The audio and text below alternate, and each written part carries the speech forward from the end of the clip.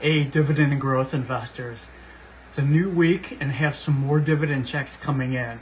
So you know we're going to be deploying that into income producing dividend stocks and growth stocks. So here's a look at what I'm doing this week. So first off is Easterly Government Properties, DEA.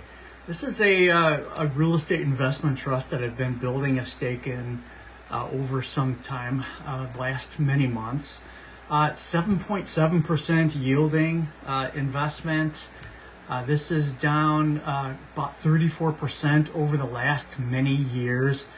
So this has been another victim of rising interest rates that should also benefit from the decreasing interest rates that we're going to be experiencing now and into the coming cycles here. Easterly is an interesting. This is an interesting animal because 95 properties, 40 different government agencies that they lease exclusively to, and in 26 different states. So they're geographically dispersed, and they are into the FBI, Homeland Security, drug enforcement agencies. A lot of all these are triple net leases. So for those of you that follow REITs, that's a very tight, good lease to have. It's commercial, but it's to government entities, so not quite the same risk as commercial buildings, which are still experiencing rather high vacancy rates. Easterly Government Properties poses a pretty interesting REIT and stock investment for you to take a look at. I'm building up a stake. I think they're going to benefit from the decreasing interest rate environment. They've made some key acquisitions recently. I think they're going to make some more, and this is an exciting play to be a part of. Check it out. On the growth side of things, continue to acquire ST Microelectronics. Again, down over 40% during the course of the year. It's just too cheap to pass up. This stock plays in the chip boom that's starting to happen now and will continue to happen in the AI space, and the overall semiconductors are just going to be in high demand going forward and into the future. They touch everything.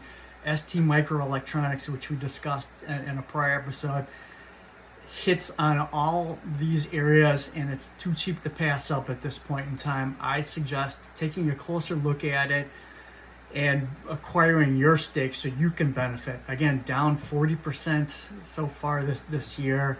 Solid company, good financials, good cash position, and a growing book of business means that this should have significant upside. Lastly, in the growth side of things, Palantir is just something I just can't stop buying. Palantir, again, the story. It's a strong growth story. AI, government, defense, they are touching on everything. Solid leadership, entrepreneurs. This is one of those storied stocks that you'll want to be a part of now and into the future. Lots of good things happening for Palantir. Teaming up with L3 Harris on defense gear. Some interesting things happening. More to come to this story. The S&P 500. I'm going to continue acquiring and building a stake here and holding this for quite a while to come, and think you should consider this as well. So I also continue to build a stake in Franklin Resources, or BEN. This is a stock that we highlighted recently. Hey, it's in the financial space, asset management. This has been punished with most of the other financial stocks in recent years. Down quite a bit. Again, as we highlighted in an earlier episode, fantastic yield on BEN, 6%. It's a value play. It should see significant increase in its share price in this interest rate environment. Again, this is something you want to build a stake in and have it and hold it for a long time to come. Significant upside. It should be heading your way on this as well. We've also taken the opportunity this week to increase our exposure to certain healthcare REITs.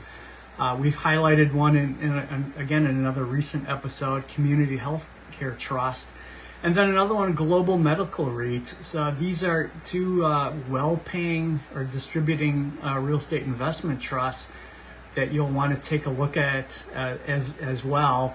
And also continuing along this trend of midstream holdings, midstream stocks. This is a sector I like their distributions. They pay well. They've been increasing these distributions quarterly or at least annually. Most of these companies are in much more solid financial position than they ever have been, and with energy prices and with energy consumption soaring due to AI and other factors, these are companies you want to be a part of. It's infrastructure, it's spending, and it touches your basic materials. So another good area to continue to acquire in and expand in.